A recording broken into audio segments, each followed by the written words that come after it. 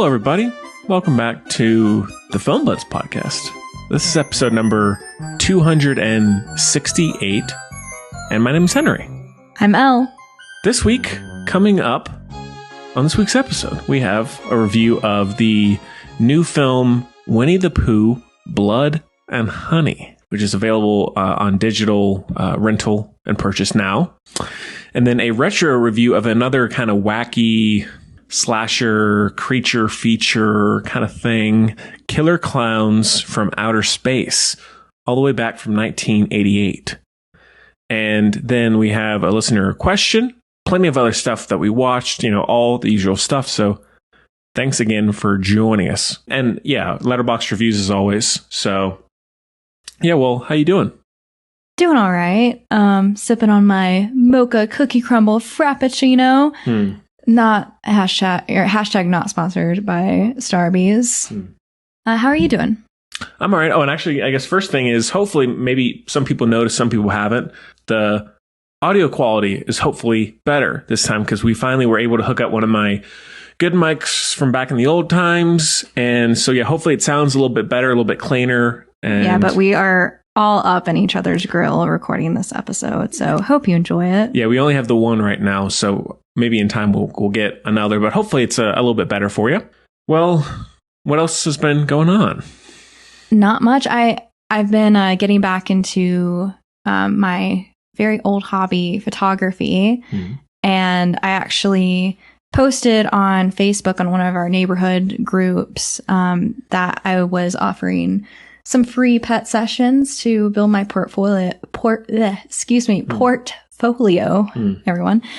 And I had 2 sessions today, and that went pretty well, I think. I took pictures of these 2 kind of pit bull terrier dogs, and then I took pictures of this adorable 10-month bulldog.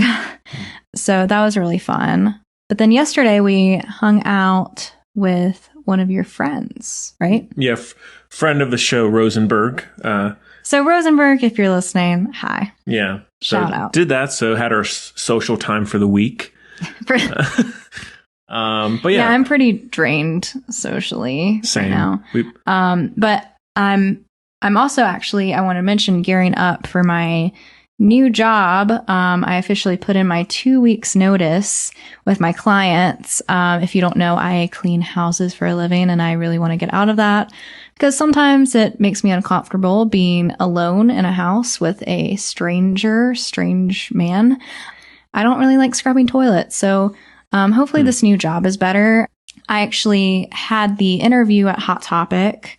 If you guys listened to the last episode, and I know I said I was going to take that job, Henry, but I decided not to because I did not like the vibe in there. So I took the zoo job. So that should be interesting. It's food service. So, whatever. It is what it is. But kind of gearing up for that job that I start next week. Wow. Oh, it's creeping up. It's creeping up. Yeah. But other than what's been going on with me, anything else new going on with you that you want to mention to our lovely, lovely viewers or listeners, excuse me, out there? I don't think so. You don't think so?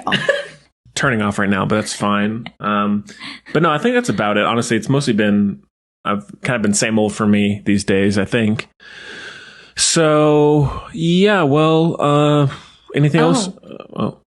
Want to mention. Remember I posted, so follow the Film Buds podcast on Instagram, but I posted a coming soon thingamajig that we were going to do Winnie the Pooh, Blood and Honey, and Killer Clowns. Oh, yeah. And guess who we got noticed by? The man, the legend. Rise. It's Reese. Oh. It's Reese, yeah. Sorry, I just butchered that. You probably turned off. But he liked our post. Yeah. And the guy who played Logan in the film liked our post too. And even watched our story and liked it. So yeah, Reese Frake Waterfield. There you go. Name. So shout out. Yeah, appreciate it. Very nice of you. Well, with that being said, should we wander into the 100-acre woods? If we must. If we dare? If we must. If we dare. But as always, Elvis here has the clip. He'll play it for you. So take a listen. Take a listen. You know, you're the first person I ever shown this place to. And why am I so special? Because soon we'll be Christopher and Mary Robin. You should be close now. We're not going to find them. We will. Pooh, Piglet, Eeyore. We were friends for many years, and they're out there. Christopher, we need to leave. Now. I really need to find out what's happened here, okay?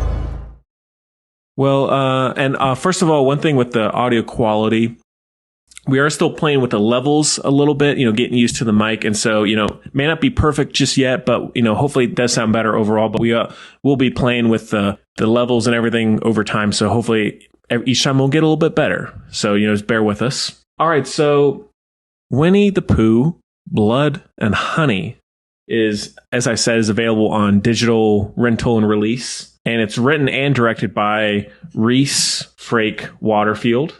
Stars Nikolai Leon, Maria Taylor, and Natasha Rose Mills. And the synopsis, get ready. After Christopher Robin abandons them for college, Pooh and Piglet embark on a bloody rampage as they search for a new source of food. So there you go. So this one kind of came out, was like kind of announced suddenly, and I was like, okay, so it's a thing now, this horror version of Winnie the Pooh, and some other ones similar to this are in the works as well, like Peter Pan and Bambi, things like that, which is, and it's, as a concept, is interesting. So I was curious to a certain extent about this one going in, I think, because you have a Winnie the Pooh tattoo. Yeah, I actually do. Yeah. So, well, do you want to start or shall I? I feel like I always start, so you can start this time. All right. Well, I'm always up for a good kind of slasher, home invasion, monster film, as this one is. I had heard pretty negative things overall going into it, but that doesn't really stop me. Plenty of people are wrong, and I hate to say it, is really probably one of the worst films I've seen in quite some time. Sorry, Reese, if you're listening. Yeah. To me, it wasn't even really so bad it's good. It was just bad. I think putting all the filmmaking style aside and all of that stuff, I think that what was most frustrating is, you take this concept or the story of Winnie the Pooh, but there's so little done with it. I feel like, for the most part, it's basically just two people wearing Winnie the Pooh and Piglet masks terrorizing people that you don't know. And so essentially it just becomes like 95% of all other slasher monster films where you don't know who's chasing them or terrorizing them. And it didn't really feel like it was Winnie the Pooh or Piglet, because they don't speak, which is fine. But there's no mention of like, wait, this is Winnie the Pooh and Piglet chasing me? Like, what the hell? Like, what world are we in? Are we in a dream? This is crazy? Or even adding humor in? It's just basically like, okay, this Winnie the Pooh-esque creature is attacking me. So it's not really interesting. The acting is pretty horrendous. The direction and editing is incredibly awkward. So yeah, overall, I really wanted to go in there and be like, no, this movie is amazing. Very underrated, misunderstood, but I couldn't. I was kind of waiting for it to be over. I think we both were. So yeah, I wouldn't say disappointed, but pretty bad. I still will, I guess I'm part of the problem. I'll still watch others like this if they make it just out of curiosity, but I just wish that they had done so much more with it, because you could make this interesting, I think, but in this case, it was not. What did you think? Well, I have a lot to say. Oh, yeah. A lot. I'm looking at my notes app, and I always take notes during the movies that we watch, just so I can tell you guys everything I want to and not be like, shit, I should have mention that. But it really felt like a college student's film project, like North Carolina School of the Arts with a budget of 1,000. The lighting, not that great. Shots were at an awkward angle, like you said. And I wasn't a fan of the shaky camera, but that's more forgiving because it is a horror slasher kind of movie. The camera quality was kind of terrible. It looked like someone... Like a soap opera. Yeah, yeah. iMovie looking effects. The acting felt very amateur. Like the beginning scene with Christopher Robin and his fiance, I think. It was just... I feel like I shouldn't say this. You can say it. But I feel like foreign films have had better acting. Whoa. Bomb drop. Yeah. And the masks were terrible, like you said. I feel like they could have at least like gotten like a Disney World Winnie the Pooh costume that they like threw out, like dumpster dive, like get that, if they didn't use CGI. Because when I first heard of this film, I was kind of picturing the Disney, like Christopher Robin, like CGI. But when I was watching this, like you said, it just felt like, okay, there's a guy in a Winnie the Pooh mask. Like I feel like if they went kind of the Friday the 13th, like Jason vibe, and there was just a guy who was obsessed with Winnie the Pooh and like had a Winnie the Pooh fetish, I don't know, then that would have made more sense to me. This did not make sense. And at least have Winnie the Pooh say, oh, bother. But there wasn't any of that. And there was no Tigger. I guess they just didn't want to spend that money on Tigger. I guess so. Or Rabbit, or Owl, or the Gopher. Yeah. R.I.P. Eeyore. That was unfortunate. But maybe they just ate everyone.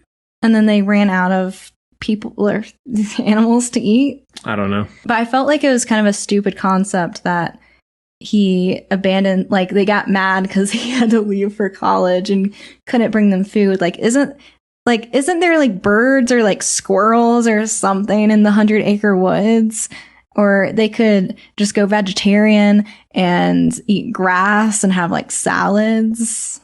That'd be a good scene, a good twist. Right. But it just doesn't make sense to me that, oh, they ran out of food in the 100-acre woods. Yeah. There has to be deer or something. Come on. Yeah. But while we were watching it, we were actually wondering what the film budget for the movie was, because it looked very, very poor. And I looked it up, less than 100,000 for the film budget. And just to give you guys if you may not know, film budgets are typically from like 30 million is like the low range to 100 million. Well, I mean, I'd say there are plenty of horror films that come out now that are like 3-5 million. So it's not like 100,000 is crazy, but it is. Yeah, like what did you pay the actors? Yeah. That's the thing. It's just they didn't get shit for this film. Yeah. So like the A24 films are like, those are typically pretty low budget, but this is like, which again, it doesn't matter the amount of money that goes in. That's not a criticism. It's just that it's obvious on screen, let's say. Yeah, and it's kind of odd. Yeah. But the box office, get ready, made $5.2 million. Yeah.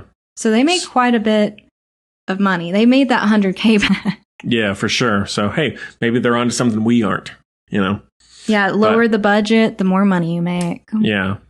Yeah, well, there's a lot to say. I don't want to be like too horribly harsh on it, but yeah, it's not really. Well, this is a film podcast. We are critiquing and reviewing films. So I feel like it's fine to critique it very brutally. Yeah, but and like even the kills be uninteresting. Like there's the wood chipper, there's the car. And also, let's mention, every time Winnie the Pooh is fighting a girl, he has to rip her shirt off and boobies are flying. Yeah, so I don't know why that is significant other than just getting people to watch the film. Yeah, so that's another thing that was not needed. But yeah, the kills are pretty uninteresting. You don't really care about you know nothing about the characters really, and even the motivations for their killings is pretty unclear. And so you don't really care about why Winnie the Piglet are doing it. And so it is really just, again, it feels like a movie where it's just two guys in masks who want to terrorize a group of 20-something-year-olds, and that which is like every other movie. And so there's really, as long as, like, I don't know what they can use in terms of public domain, but like incorporate some phrases or like a song or like, you know, something like that. Well, because actually Winnie the Pooh is free for the, like, public domain. Yeah, so that's what I'm saying is, like, if you're going to take on the concept, do something with it, you know, because it feels so unimaginative. They might as well have just had, you know, it might as well have just been a movie where it is two guys in Winnie the Piglet masks terrorizing, because that's what it feels like. It doesn't actually feel like the characters, the animals. Yeah.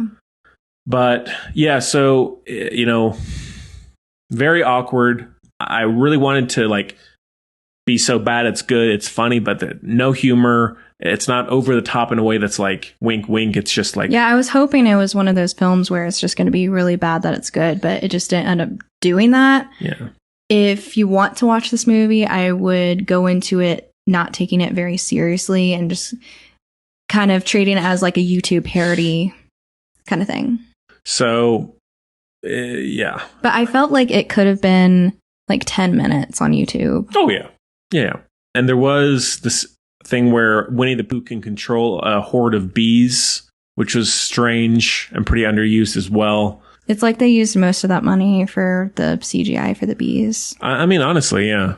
The score was pretty a little too over the top for the most part. Well, some scenes I noticed like music was playing, but it was super low. It was really weird. Yeah. So overall, quality wise, production wise, pretty subpar in my opinion, especially for a movie that seems to be, you know, it was released, you know, digitally, like on Amazon and other places. So it's easily accessible. So it's not like it's some movie that we had to uncover on some dark web website or something. It's like something that was, you know, put on the front page of, you know, new release rentals.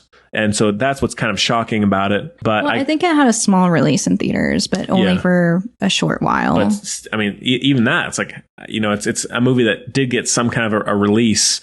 And I feel like it's getting a lot of hype because it's so ridiculous that people want to see. And I don't know. So yeah, not very memorable, really. I wish there was just more Winnie the Pooh-esque stuff in there. And phrases and everything. Yeah, to make it more fun. But I mean, coming from someone who has a Winnie the Pooh tattoo, I mean, I really wish there were more phrases and references and everything. And I wish that Tigger was in it and Rabbit and Owl, but maybe they ate them. Maybe that, I'm just not making sense to me. Yeah. They didn't really give any explanation for it, but I'm trying to think of anything else. Yeah. Do you want to talk about Winnie the Pooh's gnarly run? Oh, yeah. So I will say the only redeemable thing about the movie for me that I enjoyed was the performance of the Winnie the Pooh actor and how he ran. It's like he had like his arms at his sides and basically ran like an idiot. So shout out Craig David Dowsett. Yeah. Great run. Great. You should just keep running. Keep running in films because it's very entertaining. That's what really stuck out to me is great. And there are a few scenes where it's like you see him from this wide angle shot and then he just starts running at a character. And that got me to chuckle. So thank you for that. Piglet was not very memorable at all. I feel like he was barely in the film. Yeah. Characters obviously act stupid in the movie, which I don't really fault them for, but there was an extent even for this kind of genre where I was like, this is just okay. Like have some sense at least, but that's not a big deal. I'm not going to fault it for that. But yeah, pretty flat, uninteresting, poorly made. Wish it could be amazing, honestly. Now I will watch the other little twists that they do on, the classic fairy tale kind of stories. Like I think there's one coming out about Cinderella. I heard it's going to be like a horror version of Cinderella. Well, you know what? You know what they should do? They should go with like the Grimm's Brothers, like fairy tale versions and actually maybe use the $5.2 million that you made on the Winnie the Pooh movie and put that into the other films and have like really cool effects, have it dark, grim, pun intended. So that would, you know, that would be good. It's just, I don't want to see another like stupid, like concept not really being a concept. You know what I mean? Like it's just a guy running around in a Winnie the Pooh mask. Yeah. So if they do it well, I'm on, and there is a second one coming out. Please have better effects. Please, for the love of God. Yeah. So it's, you know, I'm part of the problem clearly, because I'm watching it, and, you know, and he is making me watch. Well, you although you suggested that we. Okay. All right. Okay. Not making me watch. 50-50. I have a Winnie the Pooh tattoo. I wanted to watch it. I was curious, but kind of regretted it. Yeah. So, you know, I'll be curious about what else comes next after this. I'll be curious to see if things improve quality wise. If you must check it out, I mean, go for it, but I wouldn't really hope that you're going to like it. I will not predict that at all, but it's a movie. It came out. It is a movie. They made it. Yeah. So there you go. They did it. They finished. They did it. Congratulations. Well, anything else about Winnie the Pooh, Blood and Honey? I don't think so, honey. Do you want to jump into the Letterboxd review segment? Yeah. Cool. Oh, am I doing it? You're going first. All right. So here's we should maybe have a little like tune or theme or something for this, but you know, anyways. So yeah, we like to read Letterboxd user reviews. They're always entertaining. Make sure to follow us on ours, because we have, and that's in the show notes. So please follow us there. This one comes from Elvis the Alien, and he gave it 2 stars. Pretty generous.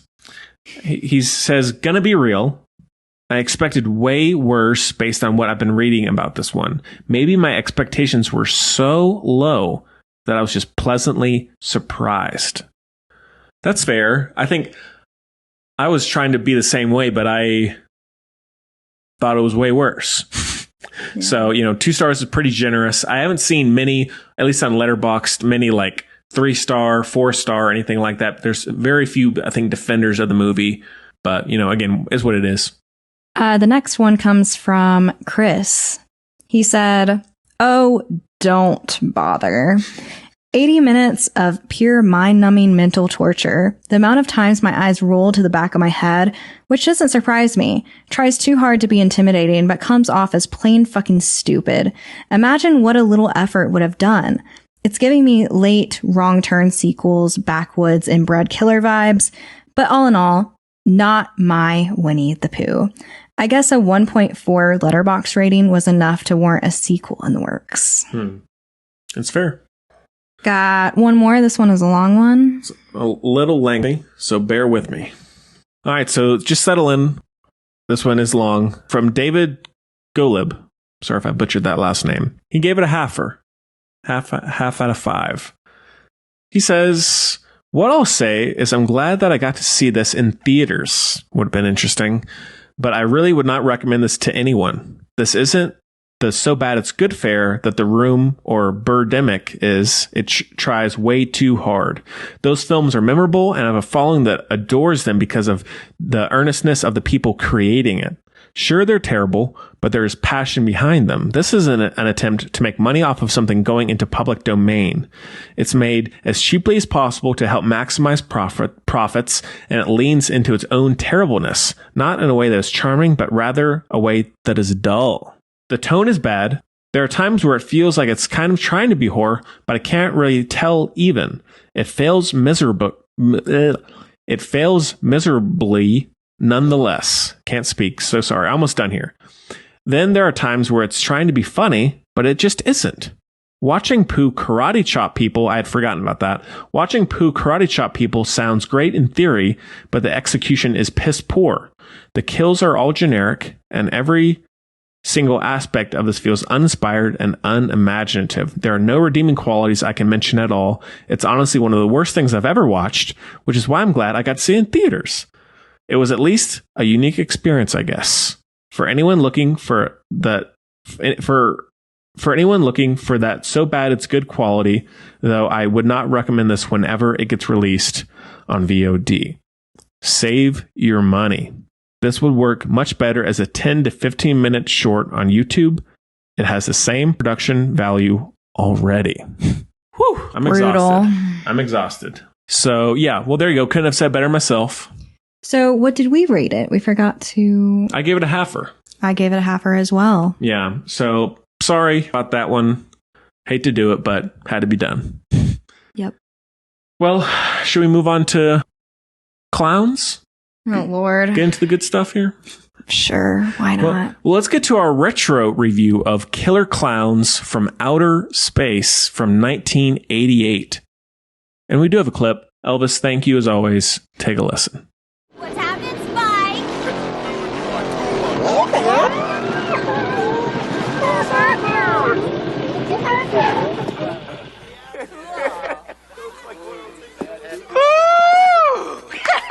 Big bad JoJo coming into town. Watch this, baby. That bike too big for you? Hey, Cloudy! Mean bike you got there. Yeah. Can I take a ride, pal? Oh, come on. Let's take a ride. Can I beep the horn? Okay, so as I said, Killer Clowns from Outer Space came out all the way back in 1988, even before I was born. Crazy. Who knew that could happen? And it's directed by Stephen Chiodo, and it stars Grant Kramer, Suzanne Snyder, John Allen Nelson, not many other people, John Vernon. The synopsis is, aliens who look like clowns come from outer space and terrorize a small town. So simple enough. Now this one I'd heard about over the years. I'm a big 70s, 80s horror fan. You know, everything from Halloween, Nightmare on Elm Street, all those things. And even the more B version spin-offs and things like that have come out, I really enjoy for the most part. So this one I'm curious about. Even though clowns are terrifying, and cinematically, I typically are drawn to those movies just for the fun of it. So we kind of put this one at a little bit at random because it does have a bit of a cult following, it seems. And it's just a weird, like, creature stabbing people kind of movie. So I guess that's the theme of the week. Yeah. Well, you want to kick it off? I guess let's shoot into outer space and get us some cotton candy. Okay. So first of all, it starts out with some pretty fucking awesome music. I'm a big 80s fan, just of music and movies in general. So already we were off to the right start. Effects were not the best, but this was made in the 80s, so it can be forgiven. And also was better effects than Winnie the Pooh, Blood and Honey. So already, like, we watched these two in a night. God bless our souls. So already I was pretty impressed. I don't really have like too much to say. It was just kind of a fun, chaotic killer clown movie.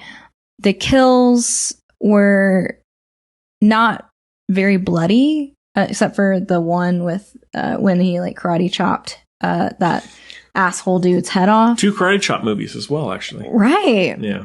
And so I kind of liked that because, you know, every slasher movie has a ton of fake blood, and this one you just get turned into cotton candy. Yeah. So I thought it was pretty funny, comedic. The clowns, like the look of the clowns, were so weird, but pretty I awesome. Also loved that. Yeah, I mean the makeup and costumes were very good. Yeah, and the masks were like blinking. They're probably like CGI 80 effects, but whatever. Yeah. Still better than Winnie the Pooh. And I thought this was an interesting thing to mention. The dog in the beginning. Oh, I was going to say that. Was named after Winnie the Pooh. So interesting tie in there. Yeah. Another thing I would like to mention, the balloon animal dog that was chasing the humans was a pretty funny scene. But other than that, kind of a crazy, chaotic, fun watch. Not something that I would probably watch on my own. It's kind of a good laugh with friends kind of movie. So if you want to like get drunk or what have you and watch it, I feel like that would be pretty entertaining with friends. But after the movie, I just wanted some cotton candy. Yeah. Even though there were like bloody humans inside. Yeah. So I mean, it's almost, for any Alien fans out there, it's basically like the Pods and Alien, but cotton candy. So kind of a draw from that, but that's and okay. I also wanted to mention that I haven't heard of this movie before Henry mentioned it to review on the show. So I went into it. I didn't watch the trailer or anything. I just dived right in. And for the most part, I liked it for what it was. Yeah, I think those are all my thoughts. One of the main actress in the movie, she actually was in Weird Science. Yeah. And the cop was actually in Baywatch. So fun fact for you guys. Wow. So do you want to dive into your thoughts and feelings and what have you? I'll eat some cotton candy. Yeah, eat some cotton candy, dive in. So yeah, I as I said, I like movies like this. I like B movies, that especially like 70s, 80s, 90s ones where they didn't have the special effects, so they had to use like, you know, almost like it's kind of Tim Burton-y in a way, where it's like the practical, like kind of pop art, weird kind of makeup and costumes and pop art effects, which I really like. I'd say overall, I liked it enough. It is weird and fun. It's not one that would be on the top of my list for this kind of movie, but the clowns, as you're saying, are awesome. The look of them, the makeup, the costumes, just their weird circus spaceship thing is cool. The balloon dog was a really clever idea. Their little cotton candy guns and popcorn guns were really fun. I'd say the main thing is it's really hinging on the scenes with the clowns. And so when it cuts away from the clowns, there's not anything really driving it forward. So I'd say by the end, it really kind of ran out of gas. But the scenes with the clowns are really fun and enjoyable and wacky. It's just that there's a lot of in and outs in terms of interest and focus. And so it didn't have the pace that some of the other movies in this genre do, unfortunately. So it's not like, definitely not a masterpiece in my opinion, but has some pretty memorable stuff. And very good score, as you were saying. Cool score. The theme song is pretty great. I feel like I'm going to add that on my Spotify playlist and maybe change my ringtone to it. There you go.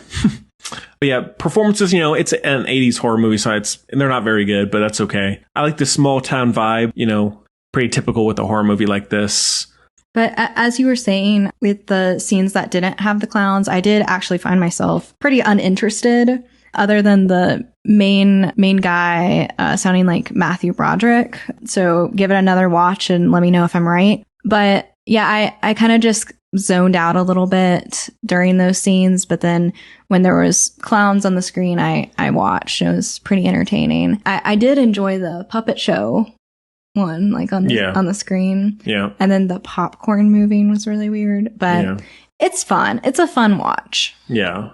And there's a scene where one of the clowns is using the sheriff as a puppet himself, like a human puppet, which is interesting and like a kind of a creepy effect. And then let's see. Yeah, the cotton candy, the look of the cotton candy and this like the striped spaceship was really interesting and fun. You know, wears out his welcome a little bit. Doesn't have the finesse of some of the other movies like it. So not a classic in my opinion, but definitely worth a watch if you like this kind of movie. And definitely a pretty memorable clown film in terms of the design. So yeah, and if you're into cult classics, definitely give it a watch. Yeah, and also as opposed to Blood and Honey, it has a very over-the-top feel. So it's aware of how ridiculous it is, whereas Blood and Honey really didn't. So this one was much more fun to watch, even if it wasn't a masterpiece. Yeah, and I believe it had a $2 million budget, so still low, but still better than Winnie the Pooh. Yeah. So yeah, it's all right. You know, I would check it out. Maybe a lazy Sunday, maybe a good Halloween movie, fun Halloween movie, you know, something like that. But that might be about it for what I have to say. What did you rate it on Letterboxd? I gave it a 3 out of 5. I gave it a 2.5. Yeah. So, you know, again, not amazing, but a decent watch. It passed the time. So, all right. Well, Letterboxd time. Letterboxd time. So I guess I'll go first since you went first last time. Sure. This one comes from Ian West. He rated it 5 stars. Whoa. He starts this with a quote, "What are you going to do with those pies, boys?" And then goes into cotton candy cocoons, shadow puppets, acid pies, and popcorn bazookas all add up to one thing: essential clown cinema. This is an old timer for me. I think there's a typo in your review, Ian. Sorry. Shout out. It just says this is an A timer, but I'm just going to say this is an all timer. For me, that really hits my sweet spots and then some. The music, makeup, the comedy, the exaggerated carnival colors, and probably my favorite theme song ever amount to a Saturine Outer Space Killer Clown jam that I just adore. Big mood. I'm giving you the long ones today. Whoa, so settle in again. Henry's story time. This one comes from Branson Reese. Branson says, and this is a quote first, "I've never seen anybody store cotton candy like that." That was a good line. Me neither. All right, so he says, "I'm not treading any sort of new ground to say that horror and comedy are closely connected. They share common ancestor, a guy jumping out from behind something and he's weird in one way or the other." Fair enough. Not every horror movie leans into this just as the same as not every comedy embraces horror. It's why a lot of my favorite slashers are structured similar to sketch comedy films, and a big part of why I loved them for years and years before I realized that. It's a shame that instead we now get approximately 4,000 beige dergies a year for people who are afraid their graduate degrees will burn up if they watch a fun horror movie. It's nice to see, almost done here, it's nice to see a horror movie that does away with any sort of pretense and just hits the exact same joke for 86 minutes from every conceivable angle. This movie goes so hard on the idea of, what if clowns kill people? That it leaves no possibility for a sequel. I don't know about that. They've salted the earth. It's like that Tex Avery clip that went around Twitter a while back where they do like 15 jokes in a row about how skinny Sinatra was. Haven't seen that. Killer Clowns has no interest in actually scaring you, which works to its advantage. You're basically watching a live-action itchy and scratchy cartoon, and so you just adjust your expectations so that moments like the ventriloquist doll scene feel gruesome instead of goofy. It's smart. This is a smart movie. Next up, Sam Thompson rated it 2.5. He said, "If clowns are a human concept, then how are there aliens like them? Are there planets full of other human creatures? Was there a human versus clown war and they were banished to another planet? Or did God make both man and clown in his own image? Why did these clowns leave their planet to come to Earth? Do the clowns have government on their planet, or is it a clown kingdom? Are those clowns richer than others, or is there clown communism? Do the clowns breed? What does a baby clown look like, and how does it come to be? Are all clown kids born as killer clowns, or can they be nice clowns? And are they all born with the same abilities, or is there clown diversity? Are there different clown cultures on their world? Do these clowns have religion? Is there a clown Christ? Oh my gosh, make it stop. I can't sleep." Sam Thompson, you have too many questions. The whole review was just question after question after question. Don't question it. You know, it is what it is. A lot of plot holes there. And I love that he spelled clown Christ. So he spelled clown like, you know, killer clown with a K, and then spelled Christ like Khrist. Interesting. But he has a lot of questions. I hope you get your answers somehow. I really hope so. I feel like they could probably reboot it somehow and it would do pretty well. But thanks for the reviews, which, I mean, we've them ourselves, but thanks. And hey, if you ever want us to read your review, send us an email or DM us on Instagram or Twitter or comment. All possible ways of communication here. Yeah. So, all right, well, should we move on to... There's not much news this week. Nothing really interesting. Should we do listener question real quick? Yeah, listener question time. Okay, we'll work on that. Sorry. So, the FilmBuds podcast at gmail.com is where you can reach us at. Also, Facebook, Twitter, and Instagram at FilmBuds. So please follow us there if you've not already. Hey, maybe let's just make this not so overwhelming. Just send us your questions at thefilmbuzzpodcast@gmail.com. Let's just make it simple. That's overwhelming. You're saying, all right, you can email us at filmbuzzpodcast@gmail.com. You can tweet us. Facebook, Instagram. Well, I have to get it all out. It's all in one go. I know, but still. My apologies. Let's just, all right, let's take a deep breath. I know that was overwhelming. In through the nose, out through the mouth. The last thing I ever want to do is overwhelm the listeners. Yeah. All right. So this one comes from Ethan in Maine. Hey there. So thanks for the question, Ethan. And he says, what's your favorite tattoo you have? So we have mentioned tattoos. Yeah, so we both have a number of tattoos. And that's a good question. How many tattoos do you have? I don't want to say out loud just yet. I'm not ready. He has over 30. I don't know if that's true. We'll have to I'll have to check the numbers on that one. Mm-hmm. Anyhow, numbers aside, numbers aren't important. Well, do you want to? It's kind of tough for me because I do have a fair number. Well, do you want to? Yeah, while you're thinking on it, he's looking at his arms right now.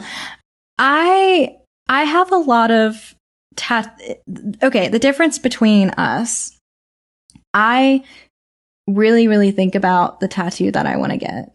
And usually my tattoos have meaning.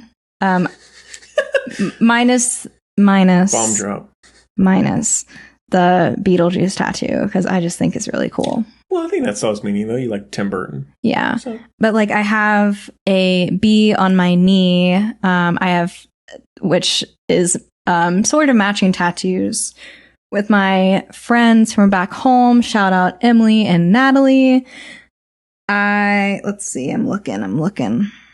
I have 222 on my hand, angel numbers, but also my mom's birthday and also Henry's birthday. Fun fact. And then I have like a dragonfly on my side for my mom who passed away because she had a dragonfly tattoo, but it's not, exactly like hers. Your theater one? Oh yeah. My, one of my first tattoos was my theater tattoo, but it's like theater meets Scream. And, Scream is probably my favorite, horror movie. So it's Scream mask, but like theater mask. But, if I had to pick one, this is very hard, Ethan from Maine. I would probably have to go with my dragonfly because I did want to get it for like 3 years and held off on it. And I'm glad I held off on it because I got my tattoo from a micro-realism artist that's in North Carolina. Her name's Grace. Blackbird Tattoo in Maine. Not Maine, sorry. Mebane, North Carolina. Ethan might know her. Yeah. No, in Mebane, North Carolina. So if you want to book with her, but she really does great micro-realism tattoos. She did my bee, but yeah, I would have to say my dragonfly tattoo. Well, so I only have them on my arms. My right one is a movie, TV, video game arm, and then left is like punk rock music tributes. So I guess I'll pick one from each arm. How about that? That's fair. So I'd say the right one, it is very tough. I'd say I have a Courage the Cowardly Dog one that is, I love all of them, but that one, is definitely one of my favorites. Then I also have a Yu-Gi-Oh one, a Dark Magician one, which is very good. So that's favorites on my right arm. And then on my left, if I had to choose, probably the Green Day American Idiot Heart Grenade one. Yeah, that probably, and then maybe the Green Day Rainbow Unicorn one is awesome. Rainbow fire breathing unicorn one. So yeah, well there you go. And we could talk about our others at some point or put them on Instagram, something like that. Let me just go through my others real quick. Okay. Sorry, I mentioned the ones that had meaning. I do have Rhiannon lyrics by Fleetwood Mac, Stevie Nicks, the White Witch Queen herself on my right arm. And then I have the 222 on my right arm. I have a ghost that's also a witch on my left arm. I have my first ever tattoo, Always, that has a little bit of meaning, but I would rather not get into that because it's pretty personal. And then my Winnie the Pooh tattoo, I got that because Winnie the Pooh was my favorite thing when I was growing up. So it's a little, you know, has meaning, but not as much meaning as my dragonfly tattoo and my bee tattoo. And I have another tattoo that I'm not going to mention that is in a awkward place. And then I got a glass half full, which I really want to cover up because the lining is horrendous. And it actually looks like a glass of milk because I'm so pasty where it is. Yeah. Yeah. I think that's Nice. it, right? Nice. Yeah. I think so. I always forget about one. Yeah. So there you go. Hope that's satisfying. But if we go through Henry's tattoos, we will be here for hours. We'll be here all day. So yeah, well, thanks again for the question, Ethan. And again, the filmbutpodcast@gmail.com. Just send us a message there. Simple enough. Just do it. Yeah. What's stopping you? Yeah. But do make sure to follow us on social media as well if you have not. So, all right. Well, should we end off with picks of the week? I have quite the lot, as always. Should I start or should you go? I guess I'll go first because I haven't really been watching much. Like I said last week, I finished the whole series of Orange is the New Black. And then I watched an episode of iZombie. And then I've been watching Lucifer, that's on Netflix. It's kind of funny because I went from watching iZombie, like a zombie and a cop trying to solve crimes, to the devil himself and detective trying to solve crime. So it's kind of funny. Other than that, I really want to watch Freak from 1930. Freaks, excuse me, from 1932, because it's based on the season Freak show of American Horror Story. And we're actually starting to both watch that because I want to get back into doing Frankenfilms. And I feel like that would be a good episode where we do, we review the whole season of Freak Show, and then we review Freaks from 1980 or 1932, excuse me.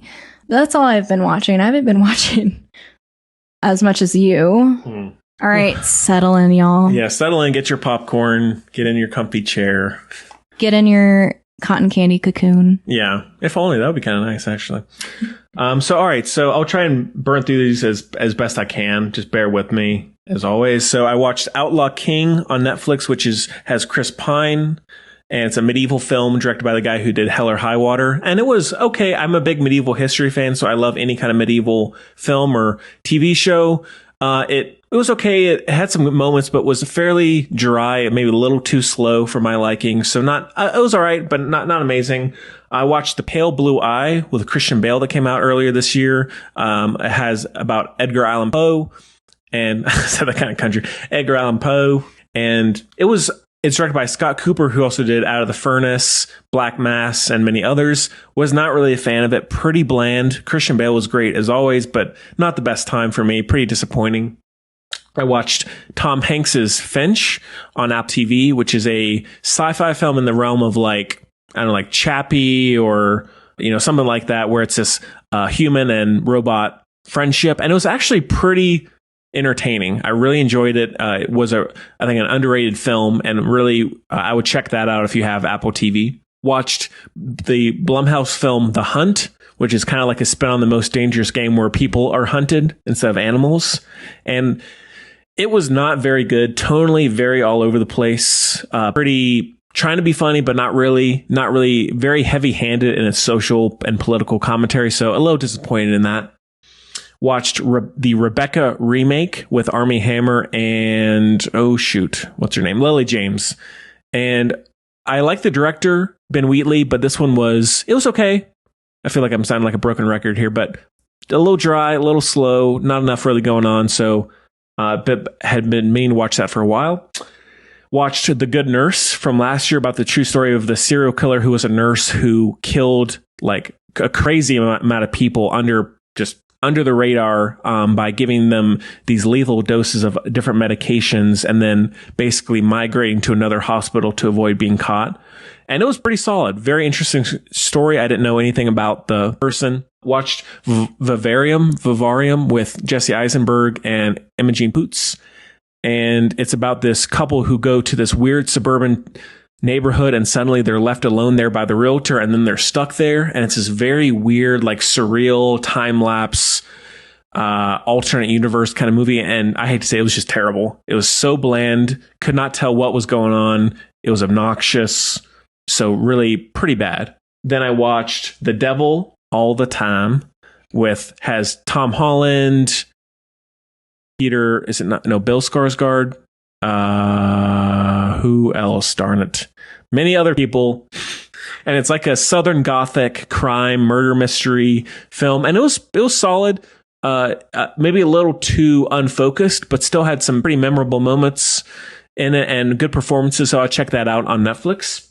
Watched Slumberland with Jason Momoa, directed by the guy who did the latter 3 Hunger Games films and Red Sparrow, all of which I like. And it's like a PG, like fantasy, bedtime stories kind of movie. Not great, a little disappointing. Definitely had some interesting ideas and visuals, but not enough to really keep its runtime going. Then, almost done here, bear with me, watched Till Death with Megan Fox, where she is taken to this cottage by her husband, and then she wakes up handcuffed to him, and then he kills himself, and she has to drag him around, and then there's this home invasion, and it sounds crazy, this home invasion thing. It's very weird. Megan Fox is good. Not a lot going on, but still interesting. Had some moments. Watched Hubie Halloween with Adam Sandler on Netflix. Love Adam Sandler, but this was not one of his best. A little too not funny enough. Not really crazy enough, so it was okay. Watched The Woman in the Window with Amy Adams, and it's like a modern spin on Rear Window, which I liked. Not amazing, but... Was it about a woman in a window? Funnily enough, yes, it was. So, yeah, it was all right. A decent little kind of crime thriller, murder mystery, so I'd check it out. Then I watched The Do-Over with Adam Sandler, which is like a more action comedy with him, and it was okay. It was entertaining enough past the time, so I'll check that one out. And that's about it. Oh, I gotta call it a day. So yeah, had a lot this week as always. So hope you enjoyed that. May have turned off halfway through. I don't blame you. I'm not gonna lie. I was scrolling on my phone. Yeah, it was a lot. Yeah, I zoned out. But hey, I do the best. It happens. Come on. I do the best I can, everyone. So take it or leave it. So that is about it, I think. So what are we thinking about doing next week? I don't know. What can people look forward to, maybe? Very little. I don't know, actually. Well, we're actually thinking about doing an Adam Sandler tribute, kind of as a palate cleanser because of this episode. Yeah. But we just have to make sure we have enough time to watch him. So we'll definitely do that. I don't know. Yeah, and this is your long week, so we gotta... Might be a little packed. Yeah. But if you have ideas, there's a lot in theaters. If we can get to the theaters, we might see something. If not, we'll find something on digital. Because it is, with our schedule these days, it is kind of hard to find the time to go see like a new movie, unfortunately, but it is what it is. Yeah, because every other weekend, Henry works the whole weekend. I don't know what I was trying to say there. No, it's simple enough. But every other week is his long week. Every other week is a short week. It just... kind of depends on what we have time for. But you can expect us to review Barbie next month. We'll be in the theaters dressed like Barbie and Ken. Kidding. No. I mean, I still need to see the new Spider-Man, which is supposed to be fantastic. I do want to see the new Transformers. Indiana Jones comes out at the end of the month. The new Pixar movie is coming out this week. Then Oppenheimer. I can't wait for Oppenheimer the same week as Barbie. But yeah, Barbie as well, especially. So that'd be an awesome week. Yeah. So lots to look forward to. If you have ideas or suggestions, maybe under the radar stuff, feel free to send us, comment on social media, whatever. Also, I think we would like to mention, we are moving the day that we post the podcast to Mondays, Movie Mondays, because, if something new is coming out that weekend, we'll have time to review it and post it by Monday. So hopefully that change is okay with all of you. Yeah. So sorry to all those Friday freaks. Film Buds Fridays. It has a ring to it. Yeah. So keep an eye out for all that. Again, send us any questions or comments in any way that you like. I don't want to overwhelm you. Just take your time. Breathe. Just reach out to us. Breathe. We want to talk. Yeah. So, well, thanks for being here as always. Thank you. I live here. Yeah. Well, I hope you enjoyed it as much as we did, half as much as we did. And we'll see you next time. All right, see you guys.